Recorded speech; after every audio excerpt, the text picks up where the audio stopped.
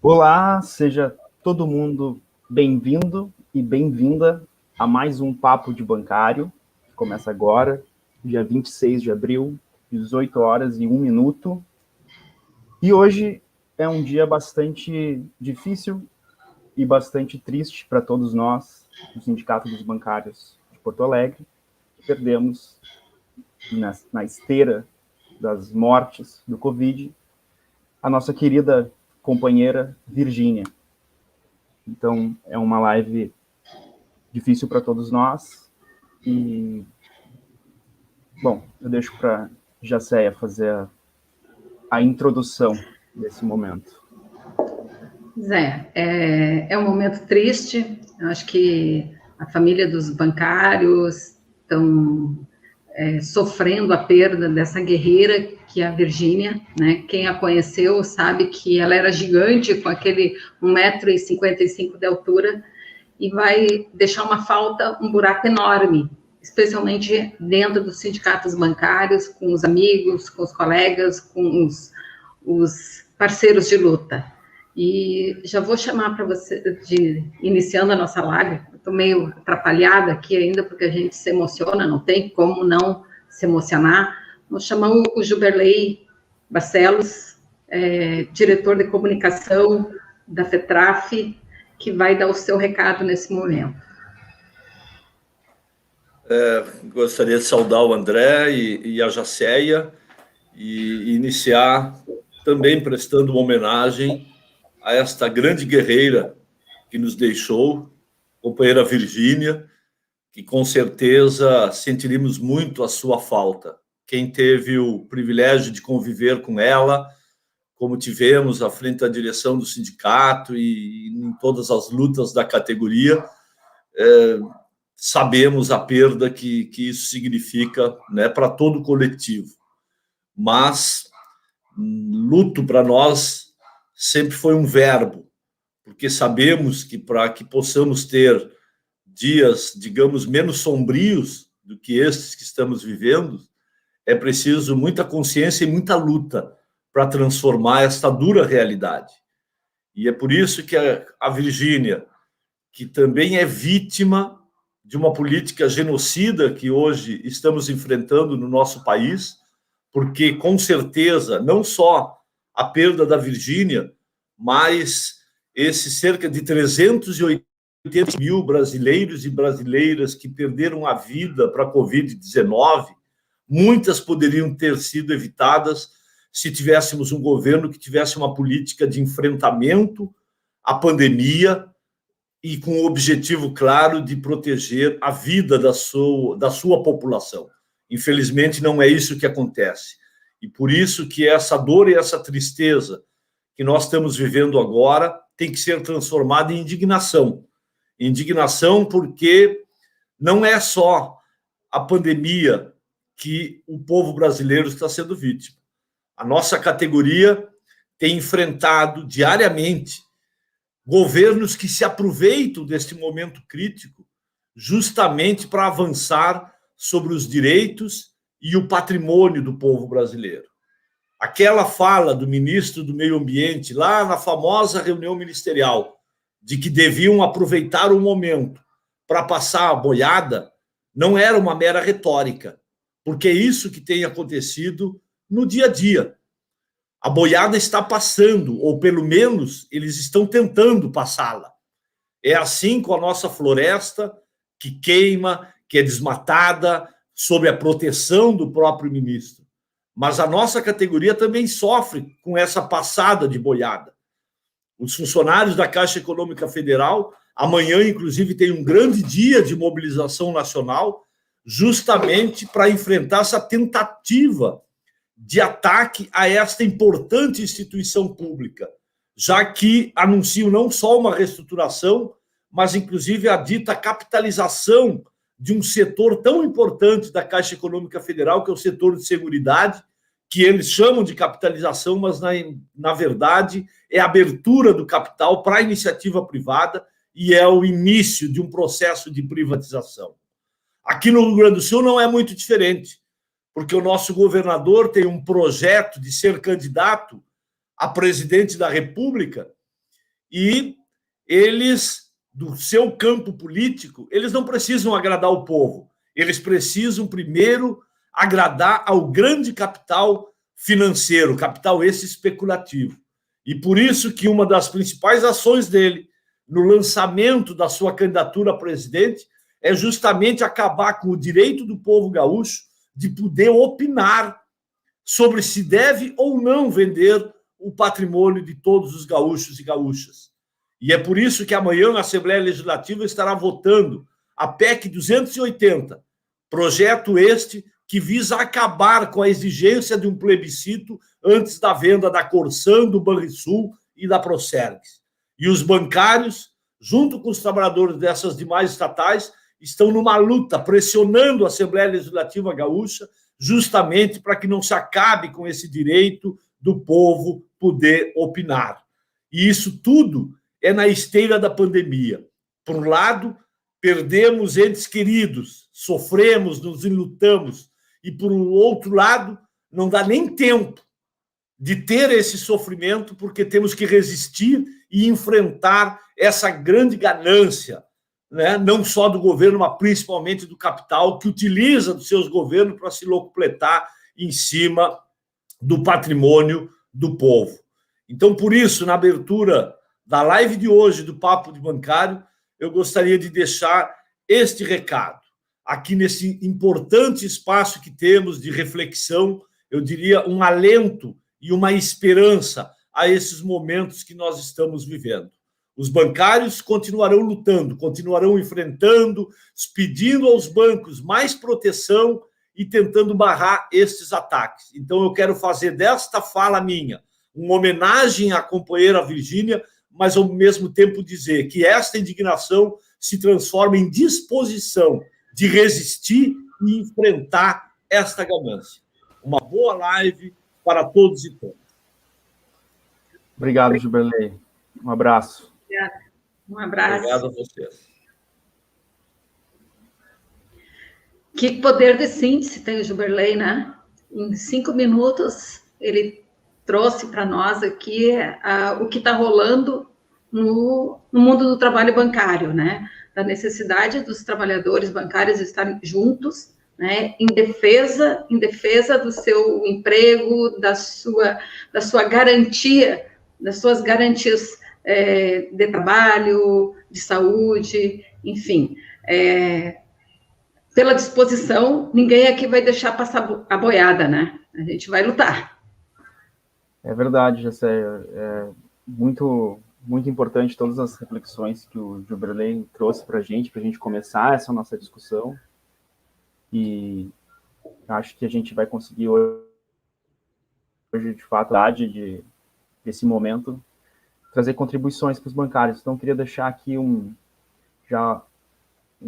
salve a todo mundo que está com a gente, estamos juntos, né? Isso é muito importante, nesses momentos difíceis a gente está junto. Então, queria agradecer aqui a Roseclaire Carvalho, que foi a primeira pessoa a chegar, parabéns, Roseclaire, Celso Leite, a Jamile, vamos ver quem mais chegou já, Luiz Candatem, Carlos Renato, Michel, o Eduardo Munhoz, o Daniel Mendes, Ronaldo Gross, Áureo Braga, bem-vindo, Francine, bem-vinda, Luciana Magero, Volney Andrade, quem mais chegou? Shirley Cardoso.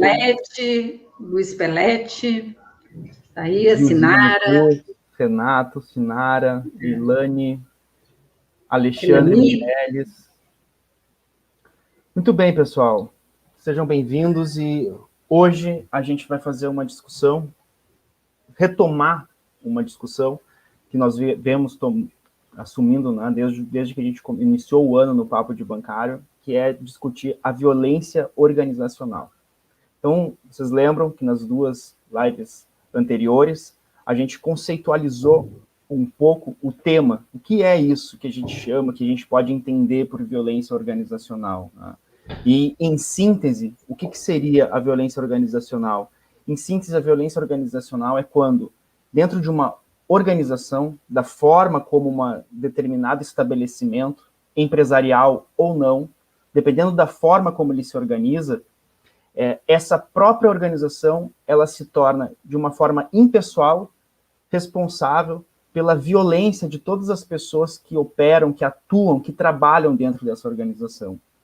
Se a gente pudesse ter um exemplo, melhor exemplo de como a violência organizacional operou na história da humanidade, a gente poderia, ou pelo menos operou de uma forma mais recente na história moderna, contemporânea, é o campo de concentração nazista.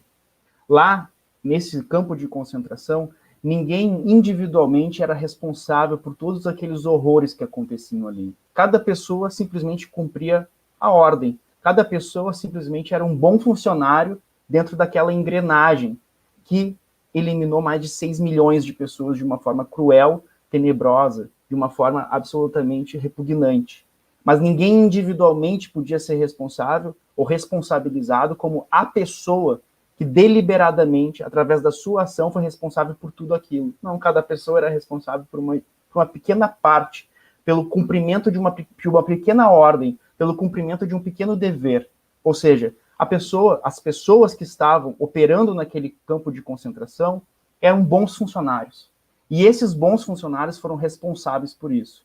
A nossa pergunta, e isso que a gente quer discutir ao longo de todo esse ano, é como isso é possível? Como isso é possível? Como pode as organizações se estruturarem dessa forma perversa, dessa forma violenta? E aí, por isso, no dia de hoje, a gente quer especificar esse tema, começando pelos aspectos históricos que constituem a violência organizacional. E por isso a gente tem convidados bastante especiais, não é, Joséia?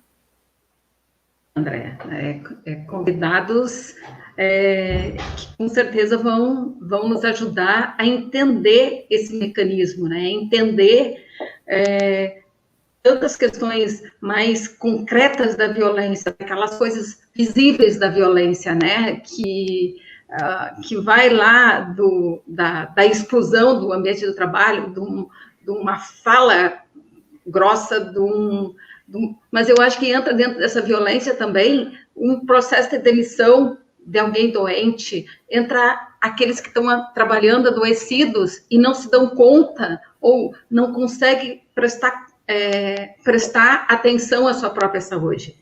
Então, a gente vai conversar esse ano todo sobre violência, não no sentido de transformar a nossa rotina um mar de lamentações, mas de fazer com que as pessoas, os bancários que estão aqui nos ouvindo, entendam que não é normal, que não pode ser normal sofrer, adoecer no local que seria para engrandecer a tua condição humana, né? Então, vamos chamar nossos convidados já. Primeiramente, a gente vai dar a professora Clarice, né? Ela já está conosco. Professora Clarice. Oi, boa noite. Estão me ouvindo? Bem? Estamos te ouvindo, sim. Eu acho que a Jacéia está com problema de conexão. Acho que a conexão dela está dando uma falha, mas a gente está te ouvindo super bem, sim. Bem-vinda, professora Clarice. É uma satisfação, uma grande alegria da gente estar aqui. A gente também tem no canal do A Gente Se Cuida uma belíssima pesquisa que a professora fez com a Jacéia, fez com alguns outros integrantes do sindicato. Depois tu pode contar um pouco também dessa tua pesquisa. Seja bem-vinda, professora. Obrigada, André. Boa noite, né, a todas e todos, né, é uma grande satisfação estar aqui, né, eu me somo aqui ao Juberley, a Jacéia, ao André, né, os meus sentimentos pela perda da Virgínia, né, é mais uma vítima dessa pandemia descontrolada que a gente está vendo, mais uma vítima entre os trabalhadores, as trabalhadoras, né, nós temos tido vítimas entre várias categorias, né, então, de fato, eu presto aqui minhas homenagens. É muito bom estar aqui com vocês, né, revê-los, fazia tempo que a gente não conversava, né, com o Jacéia, com o André, eu estava... E estou aqui à disposição no que eu puder colaborar. Obrigado, professor. Quer começar, Jacéia?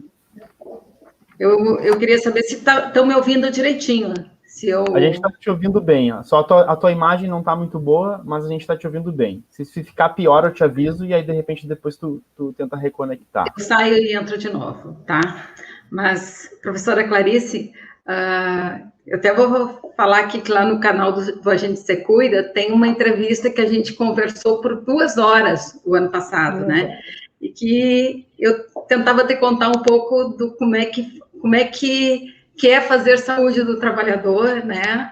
Dentro dos sindicatos bancários, pelo menos nos últimos 26 anos que eu estou lá. E eu acho que para mim, foi um resgate do meu passado ali, né, da minha história de trabalho, mas também eu acho que a gente, ao falar, verbalizar, a gente vê como a gente faz coisas, né? Como a gente trabalha, né? E eu acho que foi, para mim, o ano passado, um momento muito gratificante participar dessa entrevista. Está disponível lá no canal do A Gente Se Cuida, quem quiser acompanhar está lá. Mas a gente te trouxe aqui hoje, Clarice, para a gente conversar um pouquinho, tentar entender como que a tal da violência no trabalho se constitui ao longo da história, né? Onde começa isso? E por que começa? Bom, antes de mais nada, né, a entrevista do depoimento, na verdade, né, assim, foi um depoimento que tu deste, foi muito interessante, bem legal, e convido todos a verem mesmo, né, quem não conseguiu assistir, que tá disponível no perfil do A Gente Se Cuida, né, porque para nossa pesquisa, depois, se quiser, a gente pode falar um pouco. Sobre a questão do trabalho na história, né, o André comentou antes da minha entrada, né, sobre a série importantíssima que está sendo iniciada aqui no canal, né, em relação ao aspecto de violência organizacional. Acho que nós estamos vivendo um momento que essa discussão não poderia ser mais oportuna, né? Eu só vou fazer uma pequena observação, né? Eu sou historiadora do trabalho, né? Na verdade, historiadora social do trabalho. A gente tem essas gavetinhas, né? Que a gente entra na academia, né? E a gente trabalha com alguns outros conceitos, e não especificamente com violência organizacional, mas eu acho que esses conceitos, eles dialogam muito bem com a questão da violência organizacional, e eu vou deixar vocês à vontade, né, para a gente ir buscando esse diálogo e tentando pensar juntos essa questão, né? Então, assim, do trabalho, a gente pensa muito em termos de relações de trabalho, em termos do trabalho como uma experiência, né, e do trabalhador como sujeito, né? Então, o trabalhador como sujeito, e sujeito individual, sujeito coletivo também, né? De que forma a violência, bom, falando em termos de Brasil, né, a gente pode falar que a violência contra o trabalhador é uma constante na história do Brasil, né? Ela acompanha, né, digamos assim, desde o seu momento inicial, né, desde os momentos lá da América Portuguesa, onde não existia Brasil ainda, né? Então, que nós vamos ter já a chegada, né, dos europeus aqui na nossa terra, né, que vai ser nossa terra, né, era uma terra indígena, né, a gente já vai ter o trabalho como uma experiência de violência, né, porque é uma experiência que está relacionada, né, com o domínio, com a submissão desses povos, né. Ao longo da história do Brasil, o trabalho vai se tornar, né, vai ser sempre uma experiência muito cercada dessa questão de violência, né? Em que aspectos a gente pode pensar isso, né? A gente pode pensar em termos de violência física mesmo, né? Violência de agressão física, né? Em termos até das manifestações coletivas, né, dos sindicatos, dessa coerção policial que existe, né, desde os momentos iniciais de formação do sindical, antes mesmo, lá no século XIX, quando você vai ter já algumas mobilizações de trabalhadores, esclarecer melhor isso, né? A violência psicológica, né, não tanto física, mas de assédio, de pressão, né, de coerção psicológica nos locais de trabalho, né, e talvez a violência que me parece que legitima todas essas manifestações, que é uma violência cultural, ou seja, a ideia, uma característica que permeia a Constituição do Trabalho e dos trabalhadores no Brasil, pensar no trabalhador como uma forma de identidade, o trabalho como uma identidade, né? No sentido que a violência cultural da pouca valorização do trabalho e do trabalhador do Brasil. Isso, infelizmente, é uma realidade no nosso país, né? E é uma característica, não é assim não é um acidente, né? Ele é uma característica. Então, assim, a gente pensa, basta de você falar lá da escravidão indígena, né, do trabalho servil indígena, né? A gente vai ter posteriormente um trabalho, né, escravizado dos africanos, né, que vão vir para cá no Brasil a partir do século XVI, XVII, mas o que talvez seja importante de pensar desse momento, e que vai permear também a experiência no século XX, é que o trabalho é constituído na cultura brasileira como algo degradante, né? É degradante trabalhar. É uma pessoa que trabalha, ela tem uma condição servil no século XIX, especialmente. Então, não é... O que acaba legitimando a violência, né, professora? Talvez seja justamente isso, né? Então, é como se a questão do trabalho viesse atrelada em paralelo com a questão da forma de se extrair esse trabalho, que é baseado na violência, né? Só que numa violência que, num determinado momento histórico, ela era mais física, né? Ela era corporal, diretamente, explícita, né? Não sei se é isso. É exatamente isso, exatamente isso. E uma questão, assim, de desvalorização social mesmo. Tipo assim, de ser algo que é... agora me faltou, tinha que ter deixado aqui na colinha, mas não sei se vocês chegaram se lembram daquela capítulo final do Machado de Assis, do Memórias Póstumas de Brás Cubas, em que ele diz assim: eu não precisei ganhar a minha vida, ganhar os meus... eu não precisei ganhar o suor, ganhar o pão, né? Que é uma ironia do Machado com a condição dessa elite do 19, né? Então, quer dizer, é uma elite ociosa, e naquele momento o que era, digamos assim... da ralé. Entende? O trabalho era algo degradante. Então, o interessante e o triste também na história do Brasil é que a história do trabalho no Brasil, e que, né, ela é uma constante luta de reafirmação e de afirmação do trabalhador como um indivíduo, né, um sujeito honrado, um sujeito de lutas, né, é um conflito com essa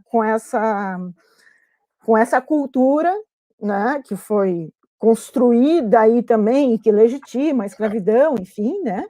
Mas, e essa resistência, né, que vai se dar já lá no 19, ainda no período de escravidão, mas que vai ser muito importante lá no início, na República, com a constituição dos primeiros sindicatos, ou constituição maior, mais massiva, assim, dos sindicatos, e depois nos anos 30, 40, com a política varguista, né, que tem as suas questões, mas que também ela vai beber um pouco dessa ação dos sindicatos, né, de valorização do trabalhador, né, o trabalhador como um ser honrado e tal. Isso vai acompanhar a história, e vai acompanhar a gente até hoje, né? Quando a gente pensa, por exemplo, na dinâmica do trabalho, do nosso trabalho, dos trabalhos de todas as categorias, no momento hoje que o Covid essa pandemia, na verdade, a principal vítima são os trabalhadores, né? Não só a questão sanitária, a questão de saúde, mas em termos também da crise econômica, a principal vítima vão ser os trabalhadores. e também da precarização do trabalho, né, a questão do trabalho análogo à escravidão, que hoje é uma realidade muito, muito dramática no Brasil. Enfim, eu não sei se eu não estou fugindo Clarice, muito da questão. Deixa eu estou bebendo as tuas palavras assim, e daí acabo não intervindo porque eu quero escutar, eu queria só ficar ouvindo hoje, não ter o papel de tentar mediar a discussão.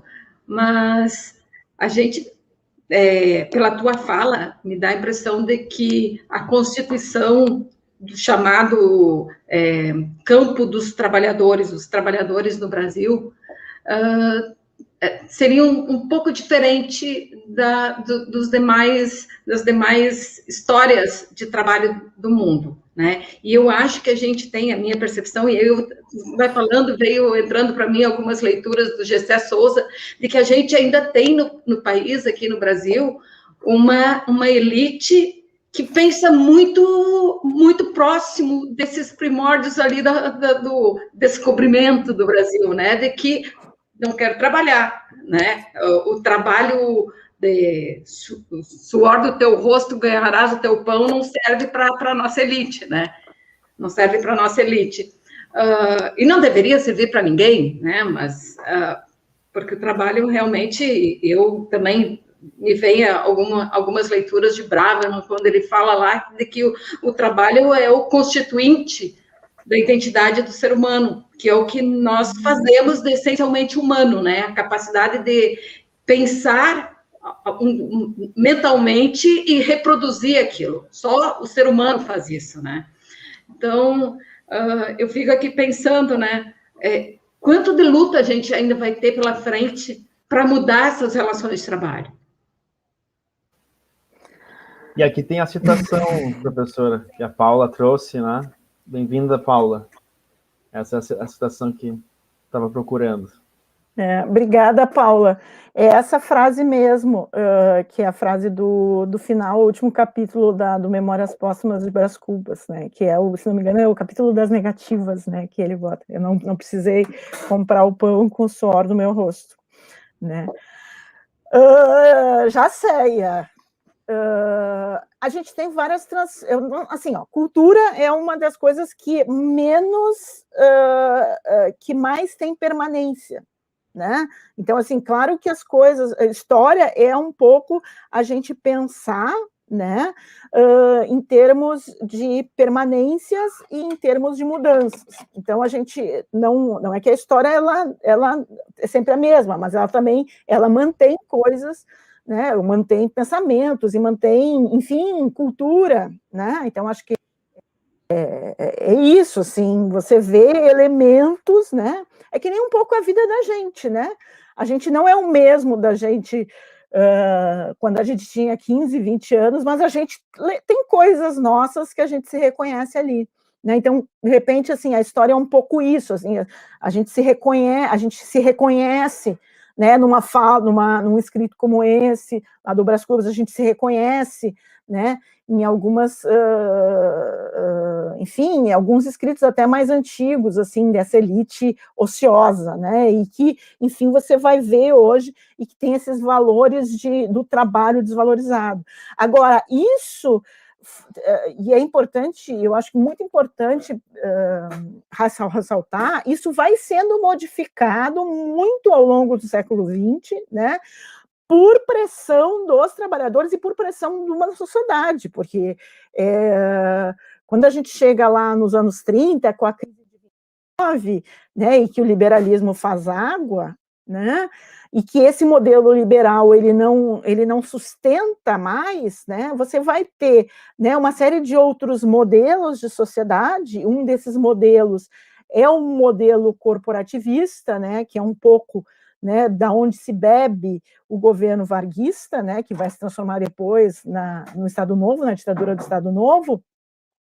Ele vai, então, pensar numa incorporação dos trabalhadores, e essa incorporação tem a ver com a valorização do trabalhador. Então, se cria aquela dicotomia, né, o trabalhador e o vagabundo, né? Então, que até hoje, né, às vezes a gente eu já trabalhei, né, como repórter, já fui jornalista também, e tinha uma coisa assim, eu me lembro, né, um discurso, às vezes, um discurso policial que era um discurso, o vagabundo e o trabalhador. Então, a ideia que você, a carteira de trabalho é um salvo-conduto da tua honestidade, né? Isso tudo vem desse modelo corporativista que vem e que bebe também da organização dos trabalhadores na Primeira República, né?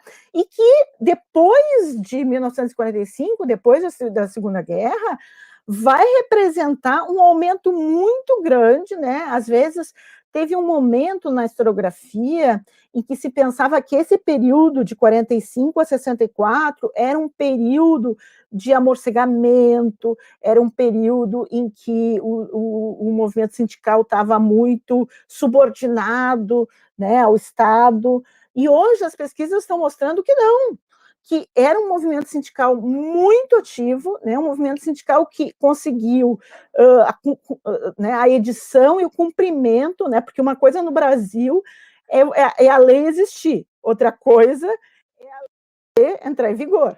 Né? E isso, né, a historiografia, as pesquisas estão mostrando que foi só com muito esforço dos trabalhadores, muito esforço do movimento sindical, que algumas leis entraram em vigor. Leis como descanso semanal remunerado, leis como o 13º, enfim, várias leis, né, que têm a ver com essa mobilização dos trabalhadores. E né? daria, professora, para ver uma ruptura ou uma relação de continuidade quando se inaugura esse momento de lutas sindicais contra a violência. Essa violência contra a qual se luta nesse momento de efervescência tem uma distinção com a violência que hoje se expressa contra os trabalhadores? Haveria algum dado nesse sentido, dessa discussão, do tipo de violência contra os quais os trabalhadores se voltavam? Acho assim, ó, a gente tem várias formas da gente interpretar, né, esse momento, mas eu posso sugerir uma, né, que é o seguinte: nesse momento, né, onde no pós-30, você tem um momento, então, um momento em que se pensa na incorporação do trabalhador, né, um momento de falência do liberalismo, né? Então passa a se ter, né, modelos de pensamento, modelos econômicos, né? É o momento pós-guerra, é o momento da social-democracia, né, em que se você pensa essa incorporação do trabalhador. Isso acontece no Brasil também, claro que de uma forma abrasileirada, né? Em que essa incorporação é uma incorporação meio pela metade, né? Sempre com uma precariedade. Mas a partir dos anos 70 e dos anos 80, você aí, obrigado, Flávio, imagina, eu que estou aprendendo aqui. A partir dos anos 70 e 80, você tem uma mudança no modelo econômico, né? E essa mudança vai se dar, e aí eu estou falando com bancários que entendem mais que eu, né? Por um aumento da financiarização da economia, né? Pelo avanço das novas tecnologias, informática, mudança nos processos de trabalho, né, novas formas de produção que vão ser paulatinamente, né, descentralizadas globalmente, né? Então vai ter um aumento, né, uma diferença na forma de compreender esse trabalho, né? E esse trabalho se torna cada vez mais uma mercadoria. Então, né, tem um autor, Polanyi, né, que ele vai falar no caráter de mercantilização do trabalho, né? Então, o trabalho se torna uma mercadoria, e aí... Só que o trabalho não é uma mercadoria, né? O trabalho sou eu, é tu, é a Jacéia, é o colega que vivem o trabalho. O trabalho é parte da nossa vida, é parte da nossa identidade, o trabalho é parte do ser humano, né? Então, se cria uma contradição aí. Por isso que é uma sociedade hoje muito dilacerada, e talvez o Covid tenha exacerbado ainda mais essa contradição. Me parece que essa violência hoje contra o trabalhador é muito no sentido de não enxergar esse caráter humano de cada um de nós, né? Nós trabalhadores como ser humano, o descolamento do trabalho e da sua humanidade, digamos assim. Isso me faz pensar, Clarice, que em cada crise que acontece dentro do capitalismo, ou crise, agora, uma crise sanitária, que é essa pandemia de Covid, quem paga a conta é o trabalhador, né? Quem paga a conta é o trabalhador, é ele que, nas mudanças, nas reestruturações, mudanças de tecnologias também, sempre gera grande sofrimento, né? E são momentos, assim, que a gente vê, pensando no trabalho bancário, exclusão e doença, né? E aqueles que permanecem no trabalho, sujeitos a uma violência ainda mais intensa, quer seja uma violência econômica, quando exige que tu trabalhe mais horas, um ritmo mais acelerado, quer seja uma violência psicológica, onde tu é tratado como um privilegiado por ter emprego, né? Parece que se fugir o bicho pega, se ficar o bicho come, né? Porque de qualquer forma tu vai estar exposto à violência. E aí que eu acredito muito que vem o papel nosso como agentes de transformação, de luta, né? E que a gente está aqui fazendo isso hoje, conversando com, não sei quantas pessoas estão nos ouvindo, mas com uma gama de trabalhadores que eu tenho certeza que querem mudar essas relações.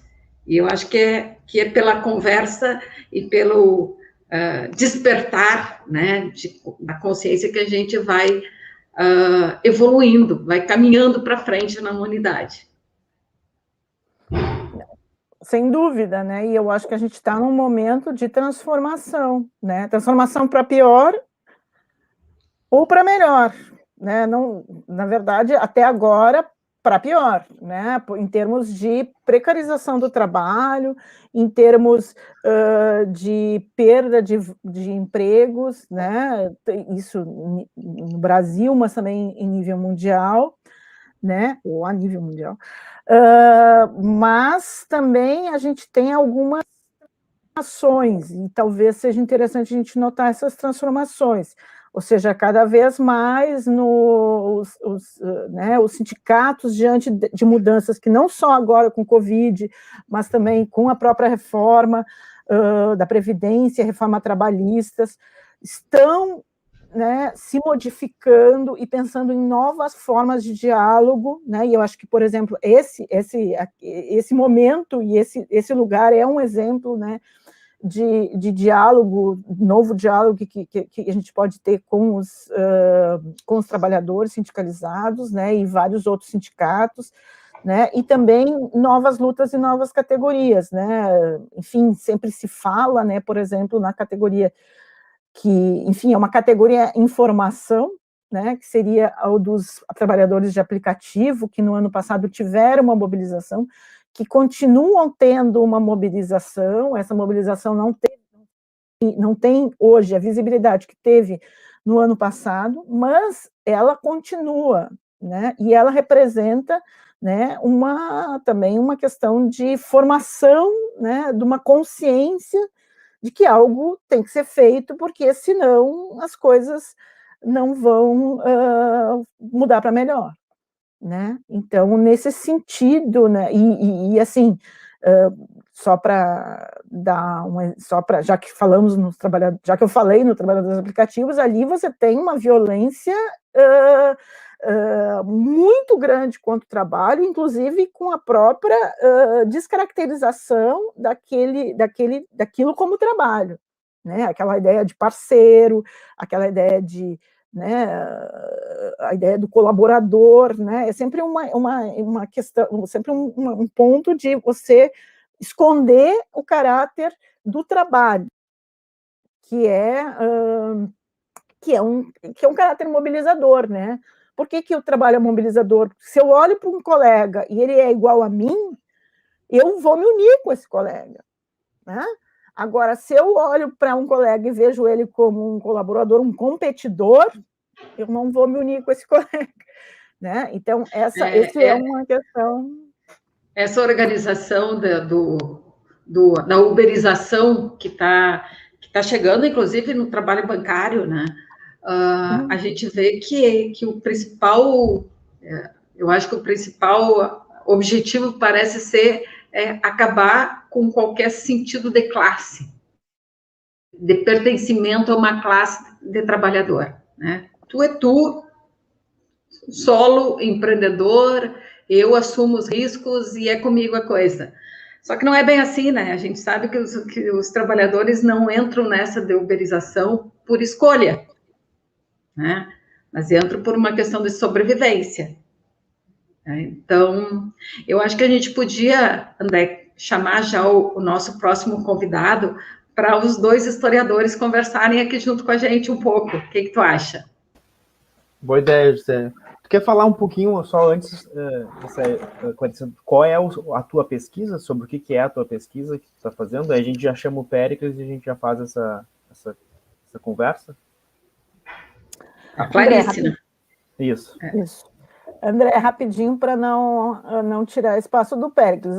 A gente está fazendo uma pesquisa, né, na URGS, né, da onde eu trabalho, se chama Memórias do Trabalho na Pandemia, né, cujo objetivo é recolher, né, diante desse quadro, né, da pandemia, que é um quadro, né, pensando que os trabalhadores são os principais afetados, né, são as principais vítimas desse quadro, que não se resume apenas à emergência sanitária, é claro que é muito importante, né, a epidemia, no sentido de que ela faz essas vítimas, que todos nós estamos sob risco, né, mas principalmente nas repercussões econômicas, né, e de como os trabalhadores estão sendo afetados por isso, né, perdas de emprego, né, e isso é uma realidade que na universidade a gente tem sentido muitos dos nossos alunos perderam seus empregos, ou seus familiares perderam seus empregos, né, nós estamos numa situação de muita precariedade, né?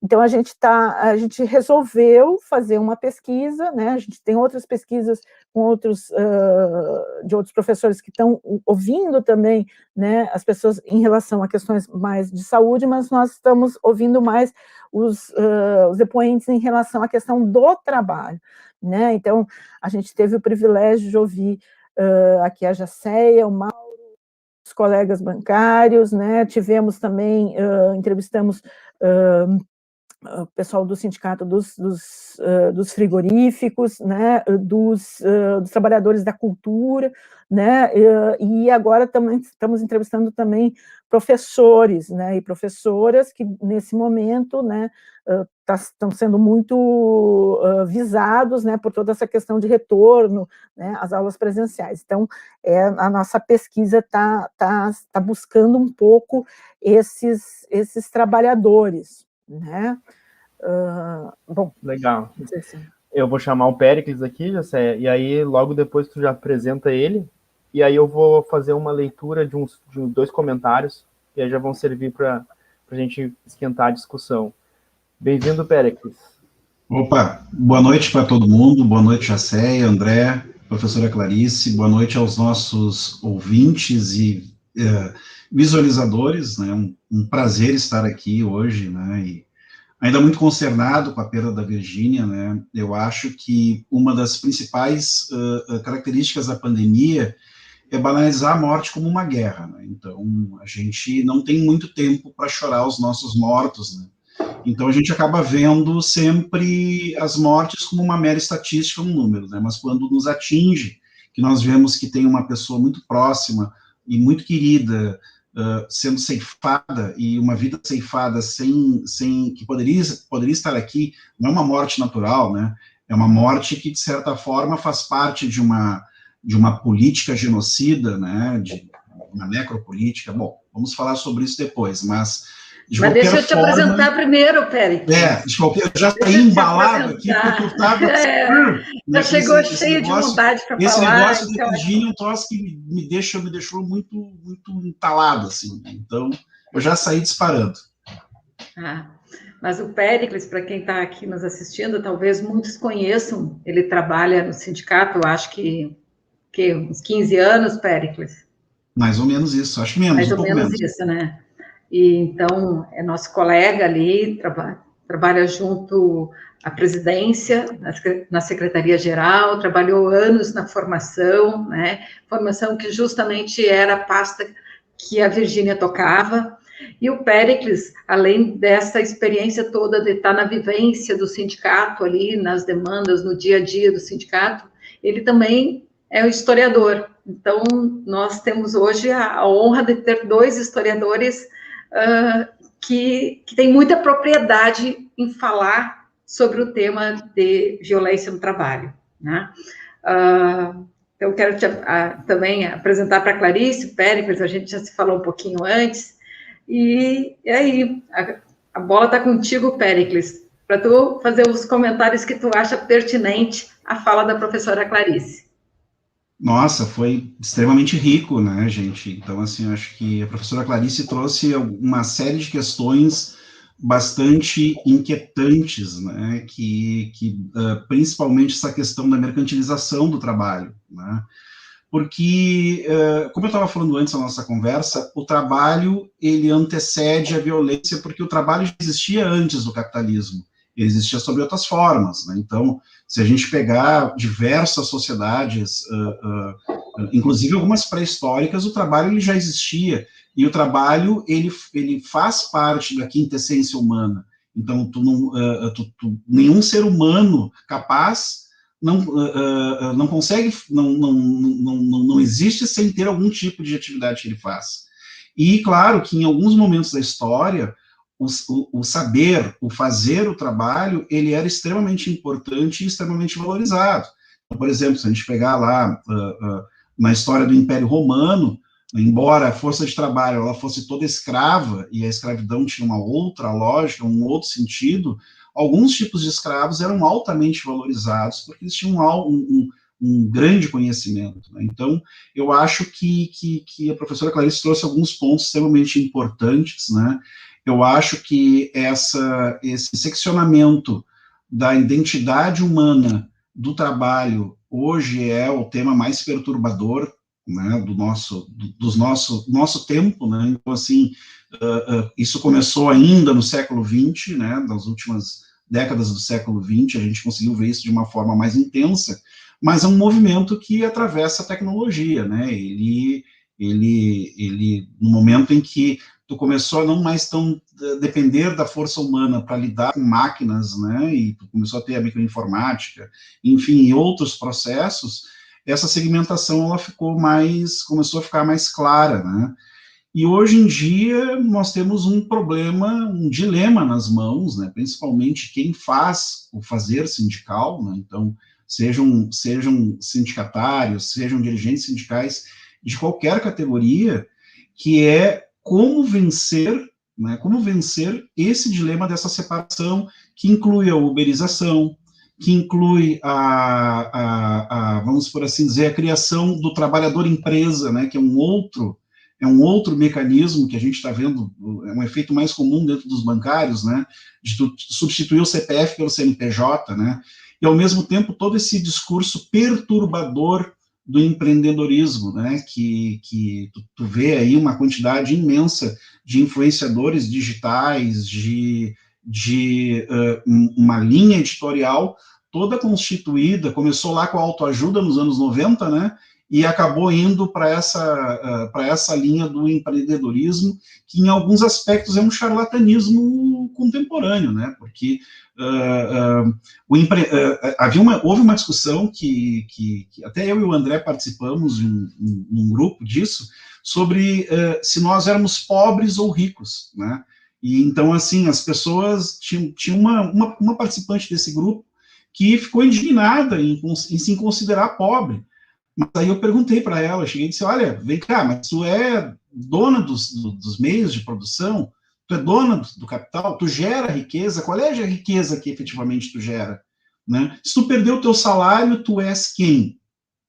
Né? Então, assim, se tu perder o teu emprego, tu vai conseguir manter a tua forma de vida? Então, por quê? Porque todas essas coisas, elas estão encadeadas, né?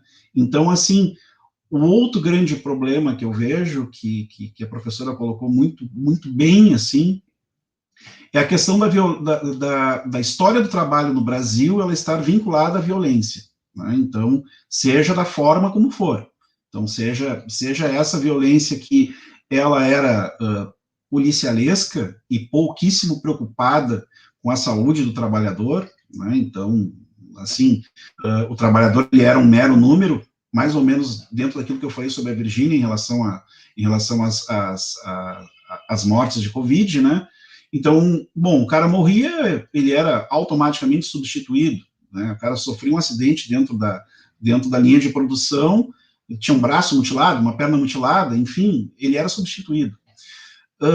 Então, tu tinha desde desse tipo de violência até as nossas atuais, que são muito mais sutis, né? E igualmente perigosas, né? Então, assim, nós que trabalhamos, eu, o André, a Jacé, que trabalhamos em sindicato, nós agora não tanto mais por conta da pandemia, mas nós víamos, assim, as pessoas vindo desmoronadas, né, porque a violência se sobrepôs a elas, né? Então, pessoas que, inclusive, perdiam a sua própria identidade, a sua própria coerência pessoal em tudo que ela acreditava, porque essa violência ela se sobrepunha ao trabalho. Então, eu acho que, por exemplo, essa pesquisa que está sendo feita sobre a relação do trabalho e a Covid, ela vai ser fundamental, inclusive para os historiadores no futuro, porque os que nos sucederem vão ter muito trabalho para explicar essa bagunça toda, muito trabalho, porque o Eric Hobsbawm tem uma frase que eu gosto muito de citar, que a memória das pessoas ela se divide sempre entre a memória histórica e a memória orgânica, né? A memória orgânica é aquilo que a gente se lembra, né? E a memória histórica é aquilo que está escrito. A memória orgânica, muitas vezes, ela é muito mais importante que a nossa memória histórica, né? Então, as pessoas não sabem mais como era o trabalho bancário, por exemplo, há 40, 50 anos atrás, né? Mas, enfim, tu tem os documentos históricos, né? Então, nós vamos ter muito trabalho para explicar... Para contar essa história, né? Para contar essa história, porque hoje a memória orgânica ela é muito substituída pelo excesso de informação, e principalmente pelo excesso de informação inútil, né? Informação que não serve para nada. Então, é aquela velha história. Era preferível tu ter pouca informação, mas com informação com qualidade, do que esse excesso de informação onde tu já não sabe mais o que é verdade, o que é mentira, né? Péricles, eu vou te interromper um pouquinho para trazer a professora Clarice de volta, para ela fazer as considerações finais dela, e também eu sei que ela tem outros compromissos para a gente também liberá-la, mas ela pode ficar com a gente se quiseres, se puderes, né? Mas eu vou pedir para a professora Clarice fazer se tem alguma consideração em relação ao que o Péricles está trazendo. E aí eu já peço, Clarice, que até já deixo para vocês dois, né, nesse fechamento, eu vou ler 3 comentários aqui, que eu acho que conecta bem com isso que o Péricles trouxe, comentando a tua fala, e aí se puder fazer um fechamento em relação a isso, e depois a gente segue com o Péricles, né? Porque, bom, a fala de vocês me parece bastante convergir para um ponto específico, que é uma relação muito próxima, muito afinada, muito indissociável entre trabalho e violência, né? A gente, então, reconhece que, historicamente, há uma vinculação entre trabalho e violência. Mas o que é o ponto central?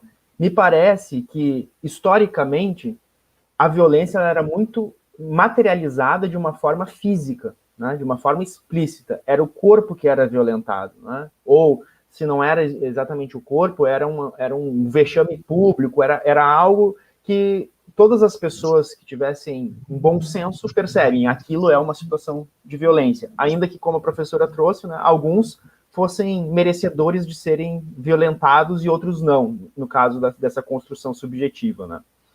Mas aí, contemporaneamente, a gente começa a ver 2 problemas. O primeiro problema é esse que o Péricles trouxe, e que até tem aqui num dos comentários, que é o problema da consciência, a famosa consciência de classe. Então, o primeiro ponto, né? As pessoas não se reconhecem como pobres, as pessoas não se reconhecem como trabalhadores, e, portanto, as pessoas não conseguem emergir numa consciência de classe. Esse é o comentário aqui do que a Isis traz, né? Que os bancários, em sua maioria, não têm consciência de classe, por não se entender enquanto classe trabalhadora. Então, esse é o primeiro problema. As pessoas não se entendem como classe, para o nosso entender, como classe trabalhadora. E aí eu acho que isso tem muito a ver com o que o Péricles trouxe desse charlatanismo que é o você SA, né? Você empreendedor. Agora, também eu fico pensando se não tem um outro componente. Se a própria transformação da violência, de ela ter se tornado mais sutil, ela ter se tornado psíquica, né? E aqui eu trago o comentário do André Bastos, que ele coloca, né? Enquanto a violência psicológica é cada vez mais escancarada e cruel, tem empresa pagando de engajada, preocupada com respeito ao ser humano, ao bullying, ao assédio. Ou seja, a empresa ela consegue se dizer não compactuar da violência, porque essa violência ela é sutil, ela já não é mais aquela doença, aquela violência escancarada. A violência contemporânea, ela vai se dando muito mais aqui, como o Michel também fez no comentário, né? Um tipo de violência bem comum nos bancos é que os bancários que adoecem e não se afastam do trabalho, os bancários adoecem e não se afastam do trabalho para tratamento por medo de retaliações. Ou seja, ninguém diz para o bancário não se afastar. E provavelmente ninguém diz que se ele se afastar, ele vai ter retaliações. Mas ele sabe disso, ele aprende isso.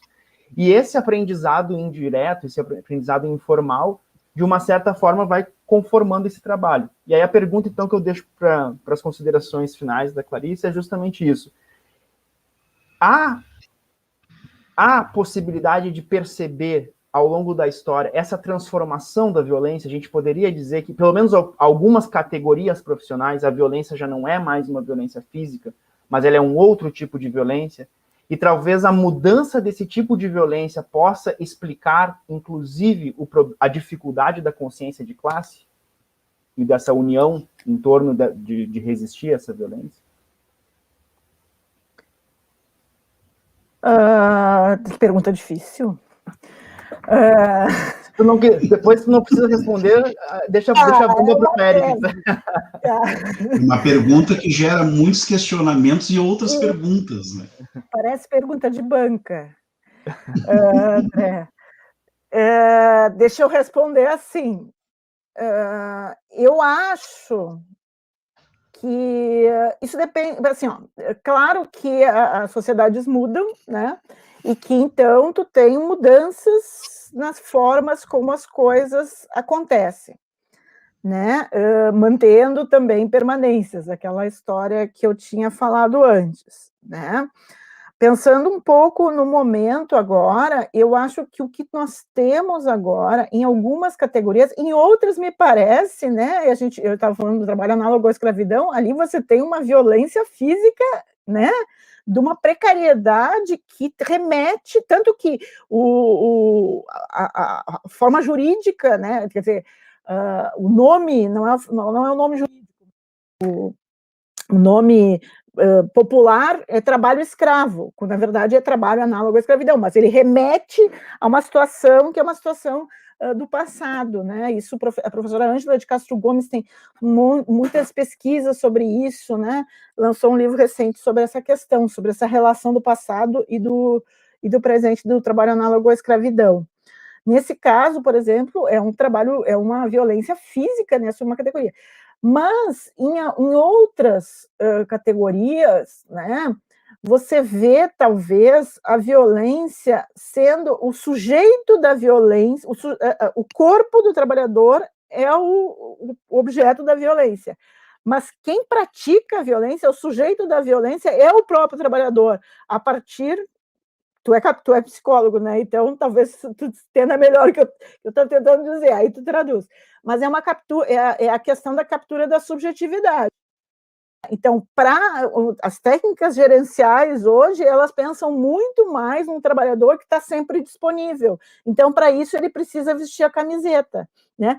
Para vestir a camiseta, eu preciso, né, ter a minha subjetividade capturada. Eu não sou mais eu sou o funcionário da empresa tal, X, né? E para isso eu mesmo me violento, né? Claro que isso é introjetado a partir de uma série de valores e de pressões, enfim, não é que as pessoas sejam loucas, né? Mas assim é uma técnica gerencial, né? Eu acho que a Jacéia contou, né, Jacéia, na nossa entrevista, na tua entrevista, nossa entrevista, né? Tu contaste de um episódio de um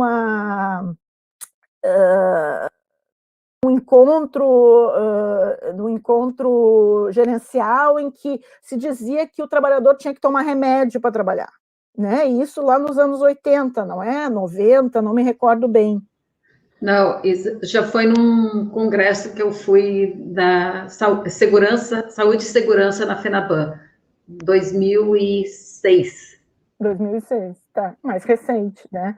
Mas é uma questão do próprio trabalhador introjetar essa dominação, né? A questão da dominação como algo que é introjetado e que você que faz a sua própria a violência contra si mesmo, né?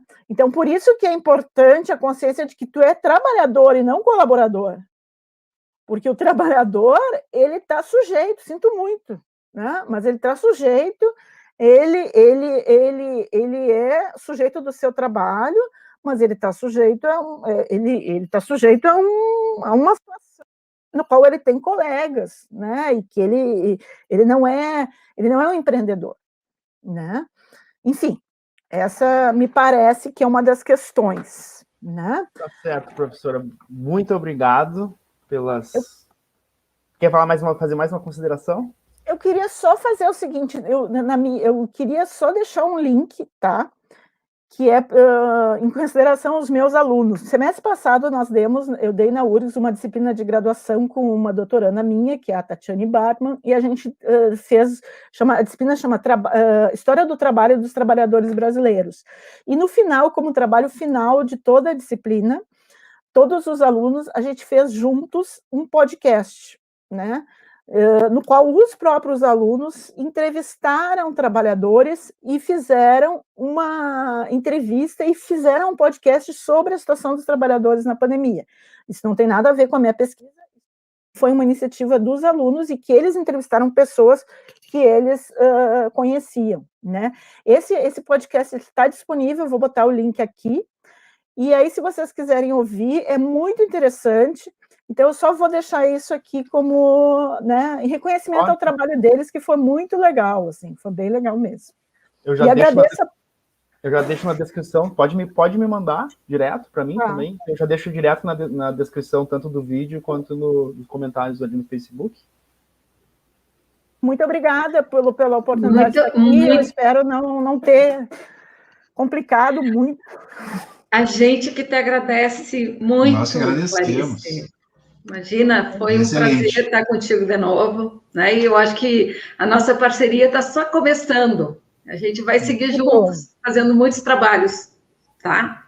Obrigada, professora Clarice. Tchau, professora. Tchau. Eu estou aqui, enquanto a professora Clarice falava, o Péricles ali falando, eu fiquei viajando aqui, literalmente viajando, né? E eu sempre tento trazer para a questão concreta, né? A gente discute lá a violência no trabalho, as bases teóricas disso, do poder, como é que o poder se perpetua, por que a falta de sentimento de classe, é pobre, é rico, né? E eu fico vendo que a gente tem uma caminhada longa ainda pela frente, né? Uma caminhada muito longa. E, por incrível que pareça, eu fiquei aqui pensando que tudo que você falava me remeteu a um filme, a um desenho animado. Como a gente está fazendo um papo de bancários, eu vou lançar porque eu acho que é bem dentro do que a gente se propõe a fazer essas conversas. Não sei se vocês assistiram, eu acho que o Péricles, talvez com os filhos, mas o André com certeza assistiu Vida de Insetos. Bud's Life. Né? Uhum. E tem toda a história vai lá, né? Pega a oferenda, pega a comida, bota na pedra da oferenda, que são as formigas trabalhando com os gafanhotos. E aí os gafanhotos lá, de determinado momento, vão embora, dá tudo errado lá, a formiga desastrada joga a comida, deixa a comida cair na água, e os gafanhotos voltam sem comida, estão lá de certa forma, não, aquela comida não era importante para eles, assim como muitas das exigências que é posta em cima dos trabalhadores não é importante para o capital, né? E aí o gafanhoto está lá, esquece eles, Ralph, esquece eles, não vão voltar lá naquele formigueiro. E aí ele disse, não quer voltar? Pega uma sementinha e joga no outro gafanhoto, que é o bom vivan lá, né? Daí ele diz, doeu? Não doeu nada. E agora, se eu jogar todas de uma só vez? É isso. Se a gente deixar uma formiguinha se rebelar, nós perdemos o controle. E eu acho que nosso papel aqui é fazer os trabalhadores, que são as formigas, entenderem de quem é que manda, de quem é aquela comida, né? Desculpa a analogia do filme, mas eu pensei muito nisso enquanto vocês falavam aí. Muito boa, José. Quem teve criança, quem teve filhos crianças na primeira década do século XXI, conhece todos esses clássicos, né? Dos anos 90 também.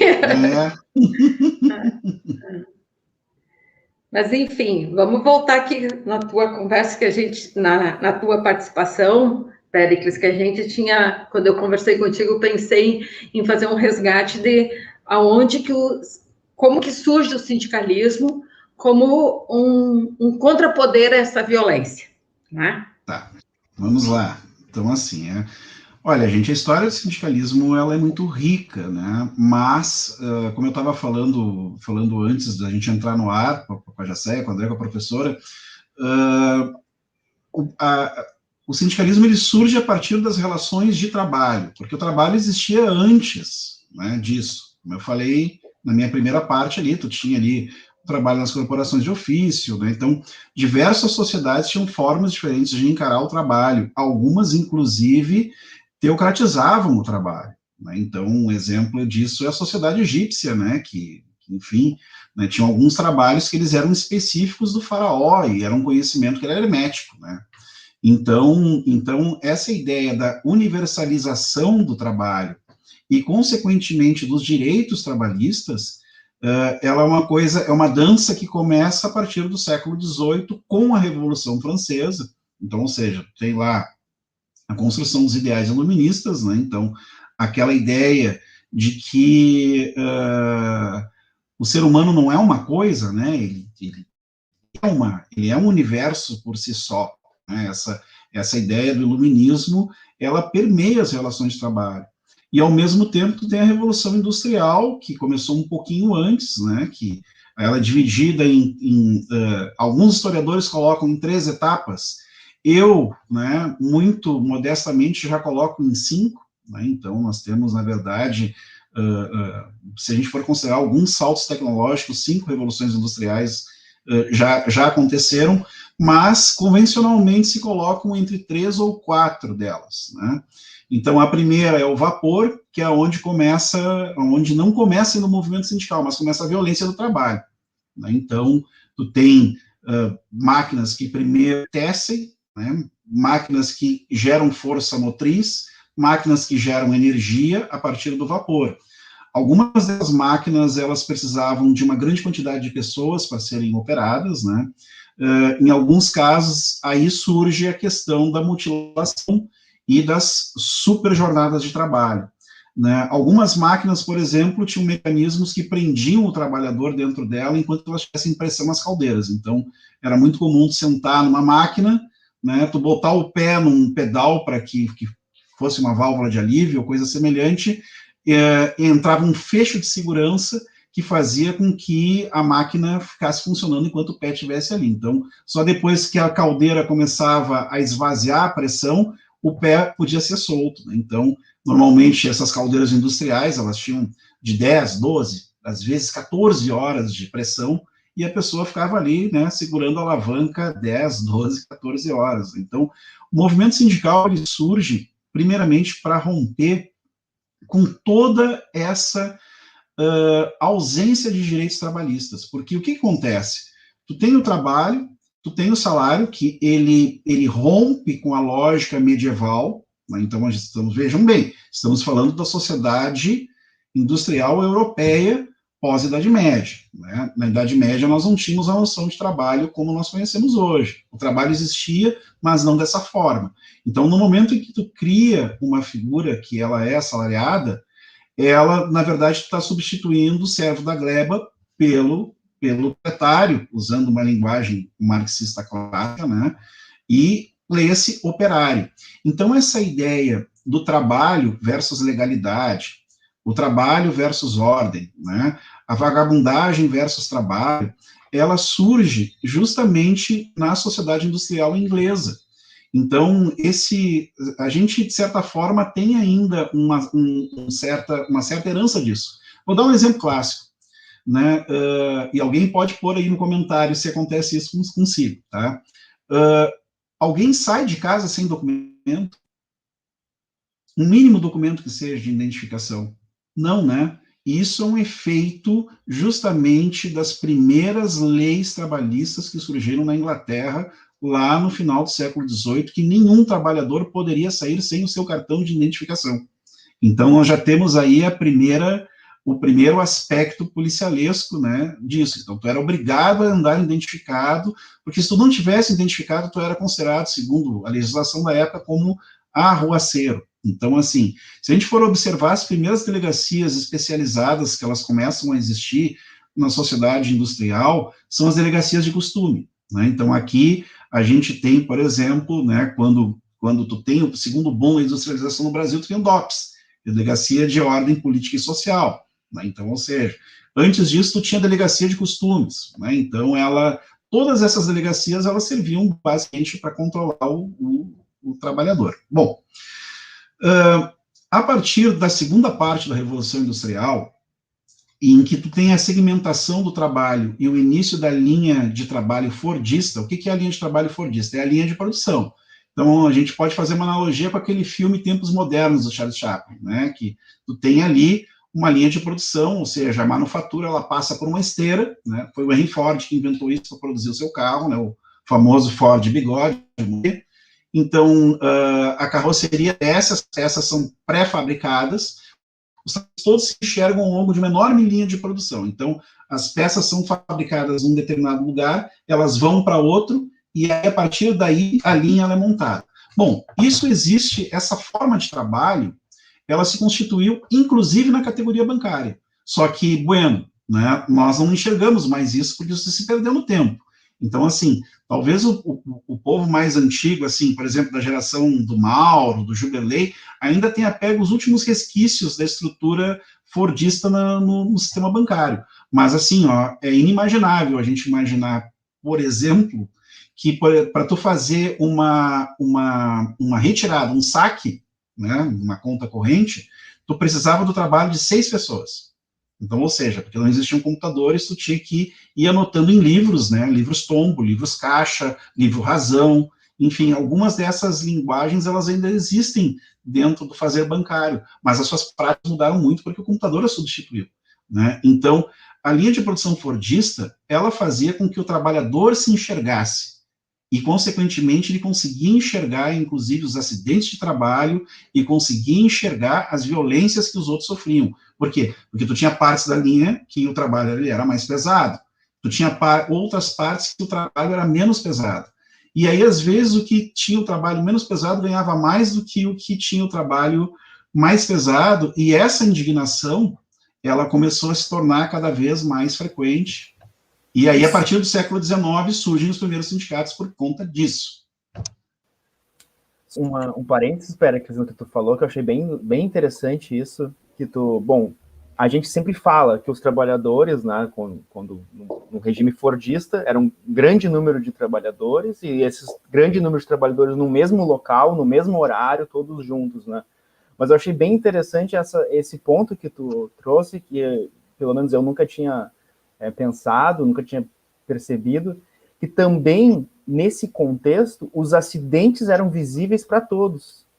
Uhum. E aí eu fiquei pensando dois elementos nisso, né? Primeiro, que através desses acidentes, tu consegue ver o perigo daquele trabalho, porque aquele perigo é compartilhado, e hoje isso é uma diferença radical com o que a gente tem hoje, né, numa sociedade pós-fordista, porque os acidentes, claro, não tomando o trabalho industrial, que ainda acontece, esses acidentes físicos, mas trazendo, por exemplo, para o trabalho bancário, muitos dos acidentes de trabalho são psíquicos, ou seja, há uma individualização do acidente, ou seja, esse acidente não é visível, não é num momento, uma ruptura que acontece esse acidente, e as pessoas que estão acidentadas, por exemplo, uma pessoa que está sofrendo de uma depressão, ela vai fazer de tudo para que isso não transpareça, que ela está acidentada, né, nesse acidente contínuo, e pelo contrário, ela vai ter vergonha desse acidente e ela vai conseguir mascarar esse acidente,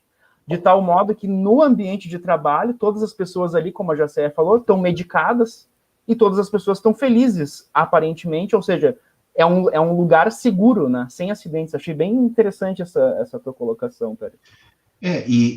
E isso, André, é o que faz, por exemplo, os primeiros sindicatos surgirem. Porque tu imagina só, tu tem uma carga horária brutal, que ela chega às vezes a 72 horas semanais, alguns casos 80, né? Principalmente na indústria metalúrgica e na metalmecânica. Tu tem uma ausência de condições de trabalho e fora isso, tu não tem uma rede de proteção social, porque rede de proteção social é uma coisa que começa a surgir um pouquinho antes da Primeira Guerra, ali, mais ou menos o tempo em que o Titanic naufragou, né, para tentar deixar um pouco mais transcultural a coisa. Então, vocês imaginem a época da Belle Époque, né, então, ali, aquele período em que o Santos Dumont, por exemplo, fez o 14 bis voar, né, em que nós tínhamos o começo da Belle Époque, mais ou menos na proclamação da República, o fim do Império, né, até a Primeira Guerra Mundial. Então, vocês imaginem, nessa época, tu não tinha ainda uma rede de proteção social. Aliás, algumas coisas são muito perturbadoras hoje, mas que elas eram, há 100, 120 anos atrás, elas eram aceitas. Por exemplo, tu não tinha infância. Infância, como a gente conhece hoje, primeira infância, é uma invenção moderna. Ela é uma invenção lá da década de 1920, mais ou menos, quando tem lá as primeiras teorias pedagógicas constituídas. Escola universal, saúde universal, também são coisas que vêm, em alguns casos, após a Primeira Guerra Mundial. E elas são também fruto da agitação dos proto-sindicatos. Por que o sindicato surge? Os primeiros sindicatos, eles não tinham uma lógica muito voltada à segurança do trabalho. Elas tinham uma lógica voltada para proteger as pessoas, que elas não perdessem o seu emprego. Tanto que os primeiros sindicatos, eles eram caixas de mútuo-socorro. Então, o cara ficava desempregado, o sindicato tinha uma caixinha lá para manter o salário dele, porque senão ele passava fome.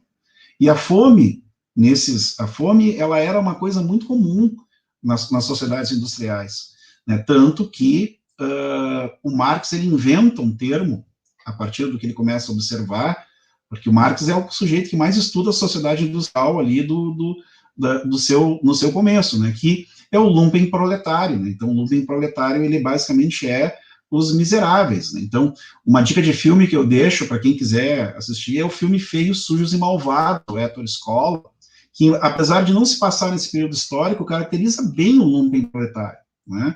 Então, que são as camadas da sociedade que estão ali no limbo entre o trabalho e a ilegalidade, segundo essa lógica que a gente tem bom, quem não trabalha é vagabundo, né? Então, ou é folgado, ou enfim. Então, tem essa constituição, então, do proto-sindicato é para proteger disso. Com o passar do tempo... E essa lógica, né, Péricles, essa lógica é uma lógica presente até hoje, né? Sim, nós lógica que está presente até hoje, né? Está presente até hoje. Com o passar do tempo, os sindicatos foram ficando cartoriais, tá? Então, ou seja, quando acabou a Primeira Guerra Mundial, ela dá um salto significativo na indústria, mas não por causa somente da tecnologia, mas por causa das relações de trabalho. Primeiro, as mulheres são inseridas dentro de contextos de fabricação que elas não estavam antes, tá? Esse é o primeiro ponto. O segundo é que tu intensifica a linha de produção fordista. Então, o que acaba acontecendo é que a questão mais, tu tem uma oferta abundante de emprego, mas tu não tem, às vezes, mão de obra, porque os homens estão enfiados na guerra. O mesmo aconteceu na Guerra do Paraguai. A gente não consegue imaginar, mas o Paraguai era um estado Gente, o Paraguai, antes da Guerra do Paraguai, ele estava numa segunda revolução industrial, enquanto que o Brasil não tinha passado nem para a primeira ainda. Então, ou seja, tu tinha siderúrgicas no Paraguai. Quando a Guerra do Paraguai acabou, 95% da população masculina tinha sido destruída, tu não tinha mais como, aniquilada na guerra, tu não tinha mais como gerir as fábricas, tu teve um problema de déficit populacional no Paraguai que existe até hoje. O Dia das Crianças no Paraguai é considerado um dia de massacre, porque os últimos soldados do Solano crianças. Então assim, só que na Europa tu tinha uma outra situação em que, bom, tu tem uma oferta de mão de obra, que ela é reduzida perante a oferta de trabalho, e aí então começa-se outro caminho de negociação, que ele passa um pouco conectando um pouco com o que a Clarice colocou, que é a questão da instauração das sociais-democracias, né? Então, o trabalhismo inglês, né? A República de Weimar, na Alemanha, que antecede o nazismo, né? O New Deal, de certa forma, nos Estados Unidos, pós-crise, né? Em que tu começa a constituir relações de trabalho, em que essas relações de trabalho, elas tentam regular essa produção. Porque o que acaba acontecendo?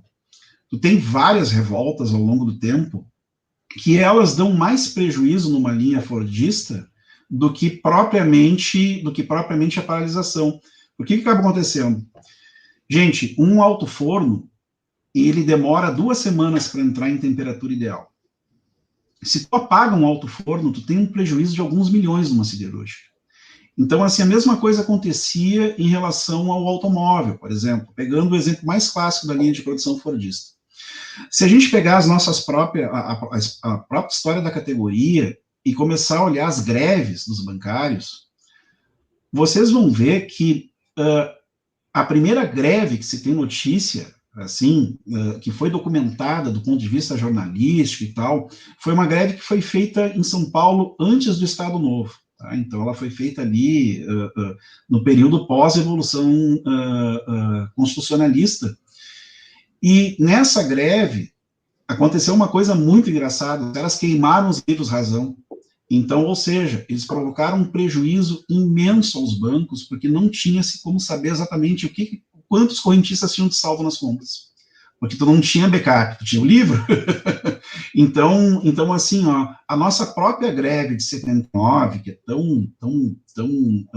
nós celebramos tanto como uma greve extremamente importante na nossa história, ela pressionou o regime militar, porque, basicamente, uma tarefa extremamente prosaica, mas extremamente importante, ela não foi feita, que era o seguinte: o livro razão foi substituído por computadores que armazenavam os dados da compensação em fitas magnéticas, aqueles computadores antigos que giravam aquelas enormes fitas. Precisava rebobinar aquelas fitas e trocar pelas outras do movimento da noite. Isso não foi feito. Resultado, tu começou a ter retenção de dados.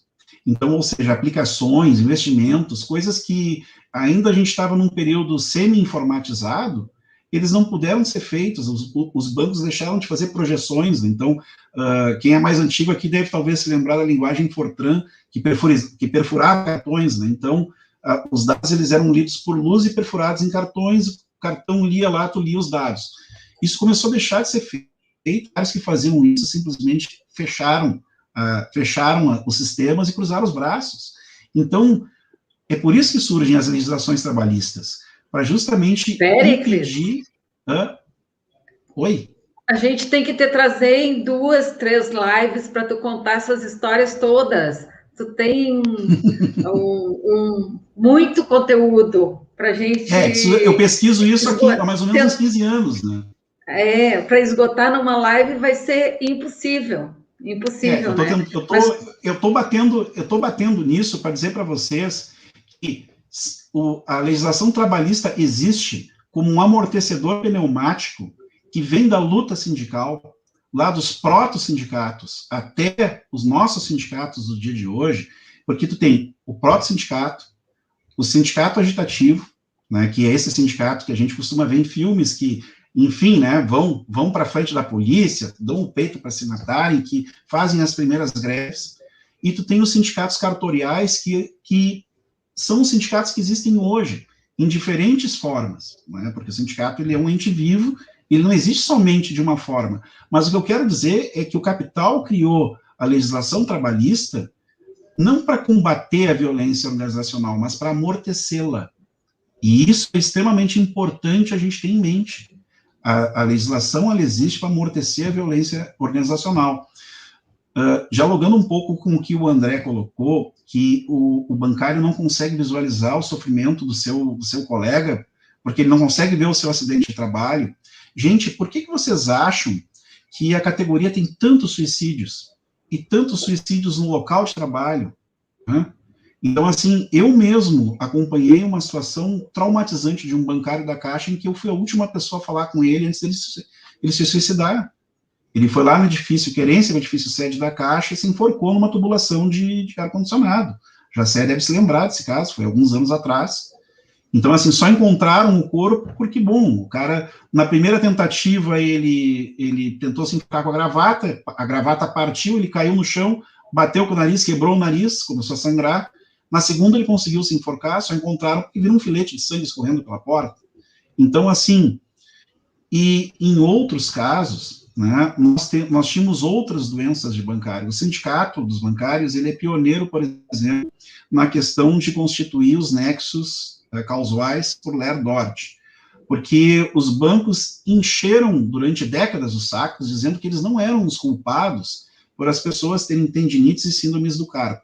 Aí, assim, é só vocês irem aqui no Museu do Santander para vocês verem algumas daquelas máquinas, né? E vocês vão ver se não é... Vocês estão percebendo aí, ele vai lá no período do Egito, falou do Egito veio para comigo a gente viaja bastante. Passou pela Revolução Industrial, passou pelo Estado Novo, passou pela Guerra do Paraguai, e agora ele já está falando em Ler-Dort, né? Quer dizer, a gente não precisa... A gente viaja bastante. E eu vou dizer uma outra doença, que existia na categoria e que desapareceu, mas desapareceu por causa da tecnologia. Surdez. Por que o prédio do Santander Cultural, que era um banco, ele é alto? Vocês já se pensaram nisso? Por que ele é tão alto? Por causa das máquinas.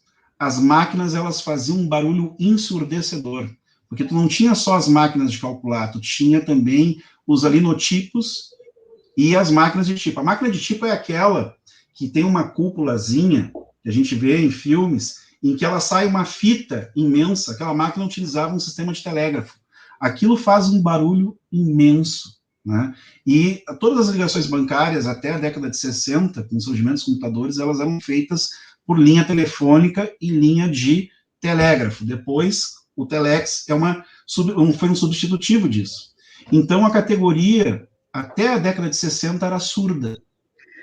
Tem uma bancária amiga bem próxima do sindicato, foi fundadora lá da turma que fundou o gás, que ela tem um problema de surdez por causa da máquina, ela ficava no subsolo da agência centenária do antigo Meridional, e ali que funcionavam as máquinas. Ela teve uma surdez que nunca foi reconhecida como do trabalho, né? Mas hoje, Péricles, a gente está... O prédio era alto por causa disso, né? A gente está num momento que ainda se tem problemas das Ler-Dort a rodo, né? Muito Ler-Dort, coisas que, em pleno século XXI, deveriam estar acabado, né? Deveriam ter superadas, sido né? E não estão. Superadas, né?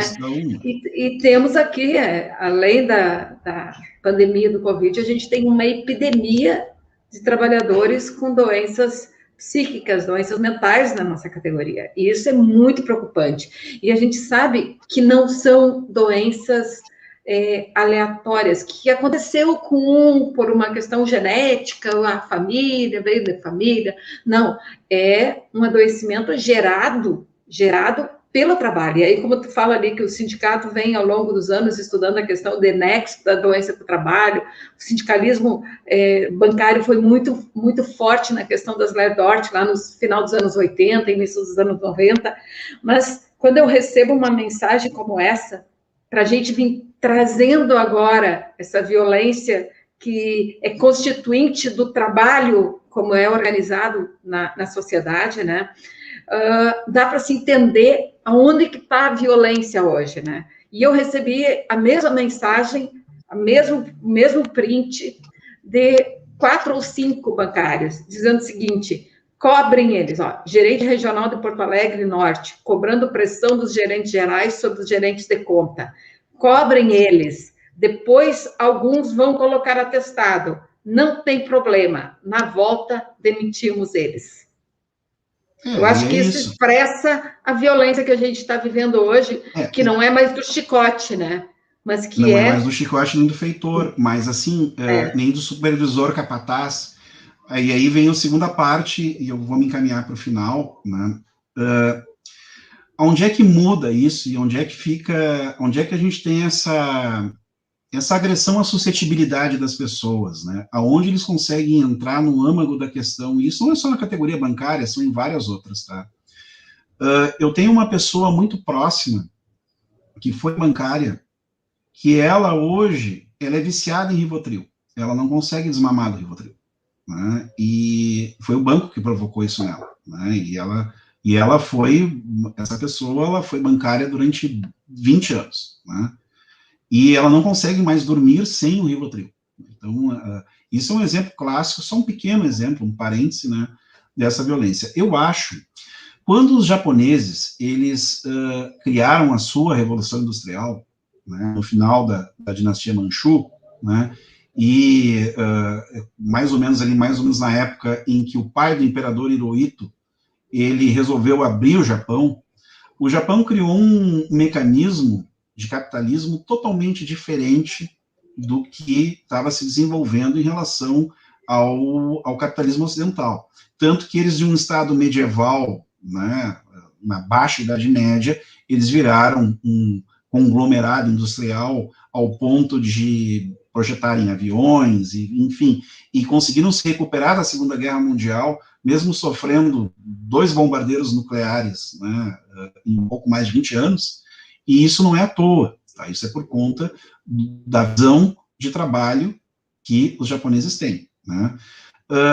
Uma das coisas que acabou se espraiando com a globalização desse sistema é o toyotismo sistêmico. Então, o toyotismo sistêmico, ele é nada mais, nada menos que a forma como os bancos trabalham hoje. Trabalharam nos anos 90 e hoje eles mudaram o sistema. Eles criaram o neo-toyotismo sistêmico. Então, esse Toyota, todo mundo conhece, provavelmente alguns que estamos vendo aqui deve ter algum tipo de produto Toyota, seja um automóvel, seja alguma coisa embarcada, né? Outras empresas orientais têm a mesma lógica, né? Então, assim, tu constituir células de produção. Então, tu rompe a linha de produção, cada célula produz um equipamento e isso é montado numa linha de produção final. Então, tu não enxerga mais o teu semelhante, tu enxerga apenas um pequeno grupo de trabalho, que é o grupo que está hermeticamente fechado no teu trabalho. Então, o que isso significa dizer? Na década de 70, tu tinha o gerente de contas, tu tinha o gerente de negócios, tu tinha o gerente geral da agência, tu tinha o gerente adjunto, tu tinha o tesoureiro, tu tinha a turma da retaguarda, mas não tinha uma separação, vamos por assim dizer, pomposa do trabalho. Então, hoje em dia, o bancário entra, né? Antigamente ele entrava, às vezes, se ele fosse muito jovem, ele era um estafeta. Ou então, se ele não fosse tão jovem, ele era um escriturário, termo que sobreviveu aos dias de hoje, embora pouco se faça de escritura em relação, né? Por que o termo escriturário? Porque tu escrevia as coisas nos livros, né? Então esse termo não existe mais. Ele ficou, mas o fazer dele não existe. Só que o que acontece hoje? Entra um bancário no Itaú, no Unibanco, no Bradesco, ele é gerente. Ou não, é o gerente pessoa física do segmento tal, né? Então, tu dá uma pomposidade a um trabalho que, na verdade, é o trabalho do escriturário. Entende? A violência ela já começa por aí, né? Ela já começa pela lógica de tu criar uma importância, né, para uma tarefa em que ela, teoricamente, ela tem uma limitação. Então, isso faz com que, isso impele as pessoas a competirem entre si. Então, a competição pela meta, ela é algo, assim, extremamente danoso. E a gente observa, ao longo do tempo, e isso vai piorando cada vez mais, casos cada vez mais surreais para as pessoas alcançarem a meta. Que isso envolve, inclusive, às vezes, ilegalidades, enfim, envolve rompimento da ética. E, gente, né, o Barão de Tararé tem uma frase sobre o banco que eu acho muito interessante e muito engraçado ao mesmo tempo, que ele diz que o banco é a instituição que empresta dinheiro a quem não precisa. E isso significa dizer o quê? Usando um outro ditado que alguém escreveu, e tem uma fotografia disso, né? Banco não dá bom dia. Banco não dá bom dia. Vocês, bancários, são números para o banco. Vocês não são nada. E isso tem que ficar muito claro. Assim, olha, já tivemos casos e casos de pessoas que eram top de vendas em cartão de crédito, em aplicação, em isso e aquilo, e o banco demitiu. O banco não quis saber se a pessoa tinha honra, se a pessoa era boa, se a pessoa era legal. Vocês são números. Nós somos números. E isso eu quero deixar claro. Esse é o primeiro mecanismo da violência. Ele não é... e o mais primordial de todos, porque ele coisifica as pessoas. Nós somos coisas, Péricles, somos máquinas. Péricles, aí nós já estamos entrando numa outra live que a gente vai te convidar para continuar falando. Tá? A gente já está no Japão, né, pessoal? É um preview, mas para finalizar mesmo, eu queria dizer para vocês que a gente não sabe qual é o futuro do sindicato, tá? Dos sindicatos, de uma forma geral. Aliás, a gente não sabe nem o futuro do trabalho. Essa é uma pergunta que vai ficar ainda um pouco sem resposta. A Covid já deu alguns recadinhos do futuro distópico e negro que nos espera e que só cabe a nós decidirmos se nós vamos ficar nele ou não. Tá? Então assim, uberização, né, CNPJ-ização, vamos chamar assim, né, mas na verdade transformar o trabalhador em uma empresa jurídica. A questão do home office, que, na minha opinião, ela é extremamente perturbadora, porque ela não permite ao trabalhador a desconexão, né? Isso é uma coisa muito grave, porque há necessidade de tu ter o teu espaço de trabalho, há necessidade de ter o teu espaço de lazer, há necessidade de tu ter a tua intimidade. Então, esses são elementos que os sindicatos ainda não têm uma resposta muito clara para enfrentar. Assim como o instrumento de greve, gente. Agora mesmo está acontecendo, não sei se já não aconteceu, uma plenária de mobilização, porque a Caixa tirou um dia de estado de greve, porque a Caixa está sendo cerrada ao meio pelo governo do genocida. Né? Então, assim, eu me recuso a falar o nome desse homem. Né? Esse homem vai para o lixo da história e, de preferência, se dependesse de mim, com o Tribunal Penal Internacional. Mas... De qualquer forma, a gente não tem ainda uma noção muito clara de que os nossos instrumentos de luta tradicionais, eles vão sobreviver ao longo do tempo. E isso é que eu quero dizer para vocês, para fechar isso. A história, ela muda muito, embora seja às vezes parecida. Mas, pela primeira vez na vida, os trabalhadores estão lidando com uma situação em que eles não sabem o que fazer, porque seus instrumentos estão sendo tolhidos. E aí, vamos fazer lives, vamos fazer... Péricles. Oi? Péricles, eu sei que tu sabe do que tu está falando, e quem sabe muito, quer falar muito. E tu é do sindicato, qual pessoa do sindicato não fala muito? Né? Então, a gente vai ter que ir concluindo, tá? Porque a gente já está 1h40 na live, e ela começa a ficar cansativa também para as pessoas que estão nos ouvindo, e a gente não quer esgotar hoje. Nosso nossa ambição não é esgotar hoje esse tema da violência, do tema da onde que o sindicato entra na proteção, né?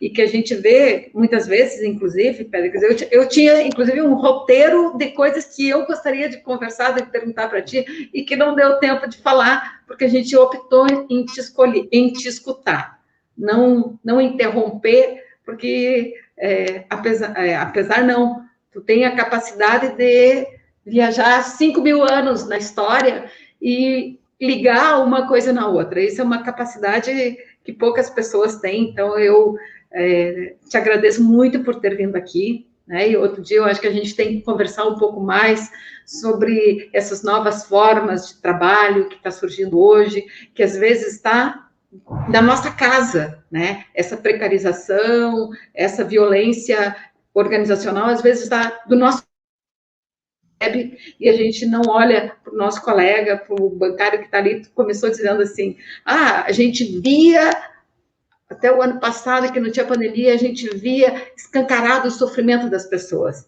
né?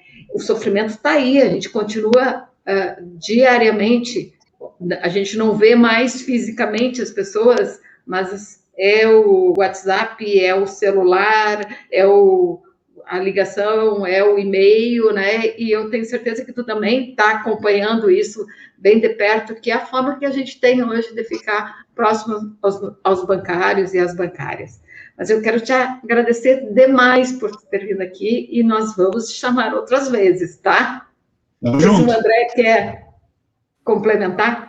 Não, vários agradecimentos ao Péricles aqui, todo mundo dizendo que quer o retorno dele em breve. Então, acho que já vai preparando aí a tua agenda, Péricles. Vai ter outras. É que eu sou meio trem desgovernado, né? Eu começo a falar. Né? A gente já estava no Japão, né? Antes da gente chegar no Oriente Médio, a gente corta agora. Mas... Então tá, Péricles. Obrigada, tá, Péricles? Não, gente, um muito prazer. Obrigada mesmo. Sempre que precisarem de mim, estamos a postos. Tá ótimo.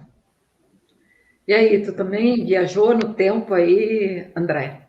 Bom, a gente foi passageiros aqui de uma viagem de idas e vindas na história, no mundo, né? Eu acho que foi pelos comentários aqui, muitos elogios, o pessoal gostou dessa live, né? Com bastante conteúdo, com a professora Clarice, com o Péricles, né? Acho que falta, muitas vezes, né, José? Às vezes as pessoas fazem lives e ficam muito que chovendo no molhado, né? Eu acho que está dando certo essa nossa proposta de aprofundar um tema, né? Então, ano passado, a gente fez aquela experiência de, em cada live, discutir um certo aspecto de um certo tema, mas eu acho que as coisas ficam muito fragmentadas.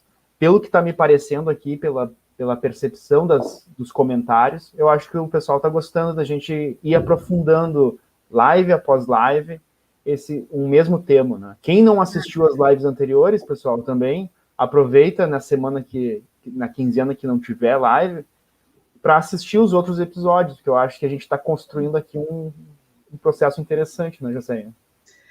E quem não se inscreveu ainda, se inscreve no canal do Agente Se Cuida.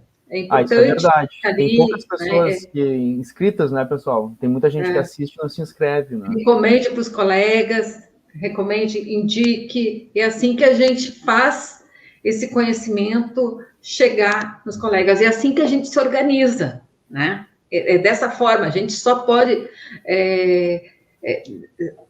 ter alguma chance de enfrentamento a essa violência toda do mundo do trabalho se nos organizarmos.